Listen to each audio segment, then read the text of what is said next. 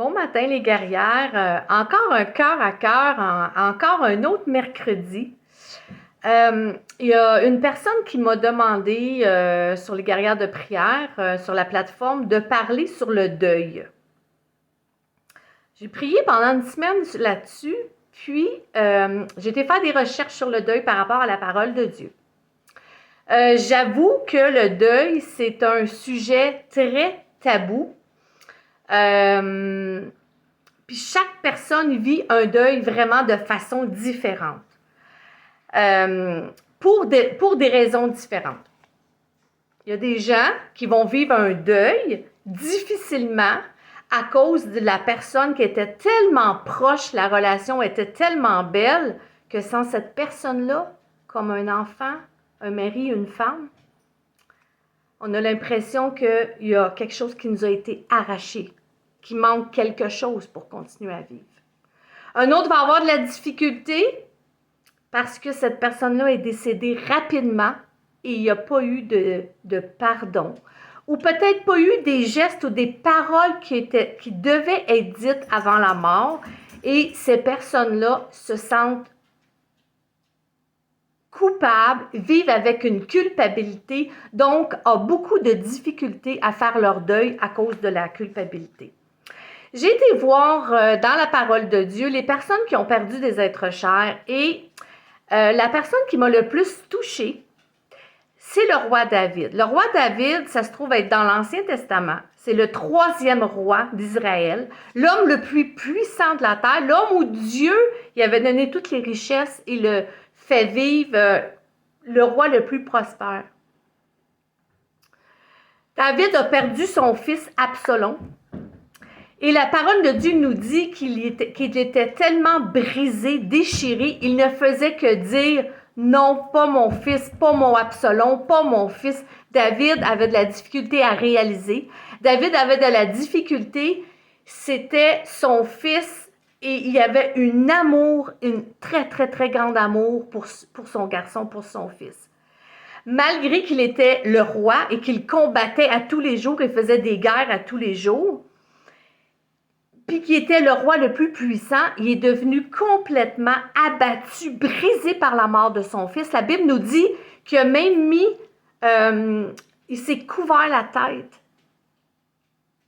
et qu'il n'était plus capable d'aller au combat, que son armée est revenue quand ils ont su que le roi avait perdu son fils bien-aimé, et qu'ils ont été obligés d'abandonner le combat et que David n'était plus capable de continuer de combattre parce que sa douleur était trop grande et qu'il pleurait, qu'il s'isolait.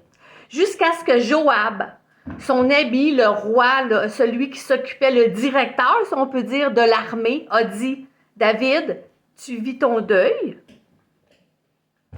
mais tu dois continuer, tu as une armée à prendre soin. » Et David s'est sorti de son deuil et a continué à faire ce que Dieu lui demandait pour lui. Alors moi, c'est vraiment ce qui m'a le plus touchée. Face à ça, moi, je veux vous dire que le deuil est une situation où ce que vous devez le vivre. Alors moi, je vous dis, quand il y a un être cher qui est parti, pourquoi vivre ce deuil-là? Et je vais vous montrer après comment vous en sortir. Donc, pourquoi on doit vivre un deuil? Parce que quand le deuil n'est pas fait, votre corps, votre âme, votre esprit est lié à cette douleur-là et vous ne pouvez plus avancer. Ça touche toutes les sphères de votre vie, travail, famille, vous êtes dévasté, vous ne voulez plus continuer. Et ça fait que la continuité, votre avenir est touché, votre avenir est brisé par cette situation-là, par comment je pourrais dire ça? Par ce décès-là, par ce malheur-là, parce que la plupart du temps, les gens le voient comme un malheur. Parce que c'est coupé et on n'a plus le corps de la personne, on ne peut plus parler, on ne peut plus être avec la personne, on ne peut plus l'aimer et ça fait mal. Moi, je vais vous raconter la plus grande peine que j'ai eue dans ma vie face à une personne que j'ai perdue de très près. Et je vais vous dire qu'est-ce que ça donne un deuil qui n'est pas fait. Alors, on s'en va en 1972, c'est très loin, le 6 novembre 1972. Je suis une petite fille de 7 ans. Et un soir, je me fais réveiller par ma maman en pleurant pour dire que on est 4 filles chez nous, mais du premier papa, on était 3 filles. Moi, 7 ans, une autre de mes sœurs, 10 ans, et un autre de mes sœurs, la plus vieille, qui avait 13 ans. Donc, on se fait réveiller ce soir-là par notre maman qui nous dit « Votre papa a eu un accident et nous devons aller à l'hôpital, aller le voir. » Et je me souviens, ce soir-là, maman nous avait fait garder par nos tantes, puis elle était montée à l'hôpital. Et 2 jours après, moi, je suis toujours chez ma tante. On est comme toutes séparées, les filles, parce que c'est pas tout le monde qui peut nous prendre. On est 3 filles. Et 2 jours après, ma mère nous fait venir chez une de mes tantes, 2 jours après, pour nous annoncer que notre papa était décédé tragiquement d'un accident de voiture. Mon papa avait coursé avec mon oncle en voiture parce qu'il aimait la vitesse. Il a dérapé, il a tombé d'un fossé et il est mort sur le coup. Alors, mon papa a 34 ans, maman en a 32 et elle se retrouve veuve avec 3 jeunes enfants. Et à partir de là, les guerrières, ma vie, elle a basculé. Basculé, vous ne pouvez même pas vous imaginer cette mort-là, cet événement-là, c'est ça que je cherchais tantôt, cet événement-là, comment que ça l'a pu débouler. Débouler parce que le deuil n'a pas été fait. Et je vous explique. À partir de là, ma maman est tellement dévastée, elle a un restaurant, on est en affaires, hein? Mon papa travaille, ma maman a un restaurant. On reste dans un village en Gaspésie. Et là, maman, cet événement tragique-là, elle n'est pas capable de passer à travers. C'est trop pour elle. Elle ne connaît pas Dieu. Elle connaît Dieu, oui, elle connaît le Seigneur parce qu'elle aime le Seigneur, mais elle ne connaît pas le Seigneur. Elle n'a pas donné sa vie complètement à Dieu et elle ne sait pas comment se sortir de ça. Et alors, tout bascule. Maman tombe gravement malade, est hospitalisée pendant des mois, presque 1 an. Et nous, les filles, nous sommes séparées. Séparées l'une de l'autre et placées dans des endroits différents. Imaginez, je veux juste vous imaginer une petite fille de 7 ans qui vient de perdre son papa, qui vient de perdre sa maman, qui vient de perdre ses 2 sœurs, ses 2 grandes sœurs, parce que c'était mes grandes sœurs, les personnes les plus précieuses de leur vie. Et on se retrouve dans un endroit où personne ne nous donne d'amour, personne ne nous console. Et la petite fille de 7 ans doit continuer sa vie comme si de rien n'était. Pas de consolation, pas d'amour, personne qui me prend dans les bras. On est en 1972, hein? On s'entend que la génération n'était pas la même et que l'enfant n'avait pas d'aide comme aujourd'hui, ça veut dire pas psychologue. L'enfant n'était pas très important dans notre société non plus. Donc, on se retrouve, mes 3 sœurs et moi, ainsi que ma mère, complètement brisées, dans l'incompréhension et détruites, complètement détruites. Je me souviens, j'avais changé d'école, j'étais en première année, j'ai dû changer d'école parce que j'étais partie vivre chez ma tante. Mes sœurs me manquaient, je pleurais tous les soirs dans mon lit. Et ce deuil-là n'a pas été fait. En tant qu'enfant, je n'ai pas été pris en charge. Nous n'avons pas, mes sœurs et moi, été pris en charge pour nous aider psychologiquement à passer à travers ce choc qui était énorme pour nous. Et naturellement, tout ça a traîné dans notre vie. Et toute cette peine-là, qu'on a cultivée, qu'on a gardée et qu'on n'a jamais guérie parce qu'après, on n'en parlait plus et que tout continuait comme c'était supposé d'être, bien, notre souffrance, elle a grandi. Notre souffrance est devenue grande dans l'incompréhension. Et chaque fois qu'on voyait notre maman qui était brisée, on n'osait même pas en parler parce que ma maman était brisée, elle aussi. Donc, le fait qu'elle était brisée, elle ne pouvait pas prendre soin de nous.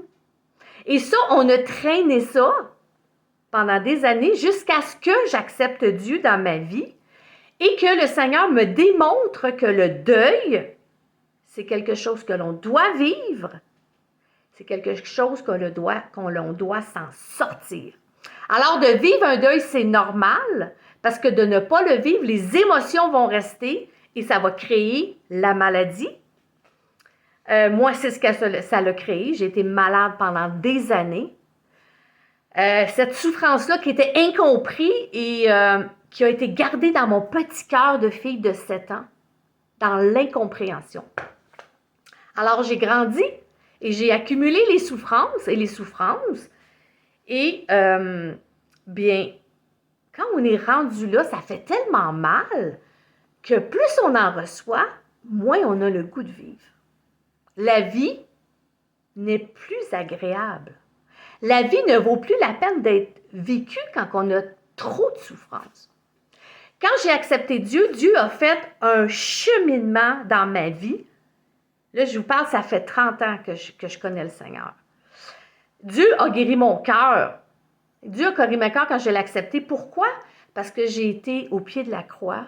Parce que j'ai dit, Seigneur, je ne veux pas continuer ma vie de cette façon en étant brisée. Vous savez, la parole de Dieu nous dit dans Luc 9, 60, Jésus dit, laisse les morts ensevelir les morts et toi, va annoncer la parole de Dieu. Donc, ça veut dire, laisse les morts, ne vis plus avec les morts, sors-toi de ça. Pourquoi? Parce qu'on a une mission sur la terre. Et notre mission, c'est de ne pas garder l'habit, le manteau de mort, mais de revêtir le manteau de notre majesté, de la lumière de Jésus. Si vous gardez, vous vous revêtez de ce manteau de deuil, oui, vous pouvez le faire un temps parce que c'est normal. C'est normal le deuil. Mais c'est de ne pas rester prolongé dans ce deuil-là. Vous savez, la mort est quelque chose c'est un passage obligé. La mort fait partie de la vie. Ça, je sais que c'est difficile quand on dit ça, mais on va tout y passer, tout le monde va mourir, on a toute une date. En attendant, c'est de ne pas rester sur quelque chose que on ne peut plus faire derrière. S'il y a des personnes qui sont décédées et que vous avez une culpabilité, vous ne pouvez plus rien faire, il est trop tard. Ne restez pas sur ce point, il n'y a plus rien à faire. C'est d'aller au pied de la croix, de demander pardon au Seigneur, et de demander au Seigneur de vous aider à revêtir ce vêtement de gloire, ce vêtement de vie, et de laisser la mort, et de guérir votre cœur, parce que c'est des guérisons. Et ça, c'est le temps, vous savez, le temps. Il y en a que ça va prendre 1 an, il y en a que ça va prendre 10 ans, mais c'est le temps. Le temps que tu vas passer avec le Seigneur, le temps en prière, le temps en louange, le temps dans la lecture de ta parole pour guérir ton cœur. Le temps où tu vas réaliser que tu ne peux plus rien faire et que toi, guerrière, en tant qu'individu, en tant que femme, tu dois continuer. Tu dois continuer de te revêtir de l'habit de vie. Alors, ne nous enfonçons pas dans la mort, mais restons dans la vie. Nous sommes vivants, nous. On est là. Il y a d'autres personnes qui sont vivantes. Il faut investir sur notre vie. C'est un don de Dieu chaque fois qu'on se lève avec le souffle de vie. Pourquoi la personne est morte, ça on ne le saura jamais. Mais tout ce que je sais, c'est que tout concourt au bien pour ceux qui aiment Dieu. Ils sont appelés selon leur dessein. Dieu a un plan parfait pour ta vie, guerrière. Peu importe les situations et les questionnements que tu vas te faire, Dieu a un plan parfait. Et en terminant, moi, je peux vous dire qu'avec toutes les souffrances de cœur que j'ai eues, je ne serais pas devenue cette personne sans avoir passé à travers toutes ces épreuves-là. Oui, j'ai souffert, oui, il y a eu beaucoup de blessures. Mais gloire à Dieu parce que Dieu est venu me chercher, parce que j'ai voulu m'en sortir, parce que j'ai crié à Dieu, je n'en veux plus de cette peine, je ne veux plus cette souffrance. Je veux être une lumière. Je ne veux plus être une ampoule éteinte. Je veux être une lumière. Rouvre cette lumière, Seigneur. Et à partir de là, mes guerrières, ça va être un cheminement. Ce ne sera pas demain matin, guerrière. Mais à la minute où vous allez décider de laisser la lumière fermée et ouvrir la lumière, la laisser ouverte pour vous et pour les autres qui vous entourent. Vous savez, il y a un passage qui me vient. Attendez une minute. Je pense que c'est premier, je veux vraiment vous le dire, là, c'est 2 Corinthiens 1, je crois. Attendez une minute. Il faut que je lise ça. En finissant, je suis rendue à 15 minutes. Ça n'a pas d'allure. 2 Corinthiens 1, verset 3, qui dit « Béni soit Dieu, le Père de notre Seigneur Jésus-Christ, le Père des miséricordes et de Dieu de toute consolation, qui nous console dans toutes nos afflictions, afin que la consolation dont nous sommes l'objet de la part de Dieu, nous puissions consoler ceux qui se trouvent dans quelques afflictions. » Ça veut dire, mes sœurs, que oui, je me suis trouvée dans une affliction pendant des années et que ça l'a traîné, que ça l'a impacté ma vie négativement à cause que je n'ai pas fait mon deuil. Mais moi, je vous dis que le consolateur, Jésus, c'est le seul consolateur. J'ai été criée à Dieu, j'ai demandé, Seigneur, viens consoler cette partie de cœur qui est en miettes pour toute chose que j'avais vécue, incluant ce deuil. Et la parole de Dieu donne comme promesse, je vais te consoler, mais en plus de te consoler, tu vas être capable de consoler les autres personnes qui ont besoin de consolation. Ça, c'est pas rien. Puis aujourd'hui, mes sœurs, oui, il y a eu beaucoup de souffrances, mais à cause de ces souffrances-là, je suis capable de donner mon exemple en tant que femme de Dieu qui a été délivrée de toutes ces blessures de cœur, inclus le deuil. Alors, ma sœur, persévère. Dieu veut te consoler afin que tu puisses consoler les autres. Je vous laisse là-dessus. Je suis rendue à 17 minutes. Je n'ai pas respecté mon temps. Pardonnez-moi. Mes guerrières, si vous seriez comme je vous aime tellement. Je prie pour vous. Si vous avez des commentaires, vous les laissez, des sujets que vous voulez que je parle. Moi, je prie toujours avant. Je demande à Dieu de m'aider à ce que vous devez recevoir. Alors, je vous dis, je vous aime. Vous êtes peut-être en train de vivre un deuil, mais Jésus est le consolateur. Il va guérir votre cœur. Faites-moi confiance. J'en suis la personne réelle où Dieu a été mon consolateur. Bye bye, soyez bénis. Je peux même pas prier pour vous, il est trop tard. Je vous aime. Bye bye bye bye bye bye mes amis.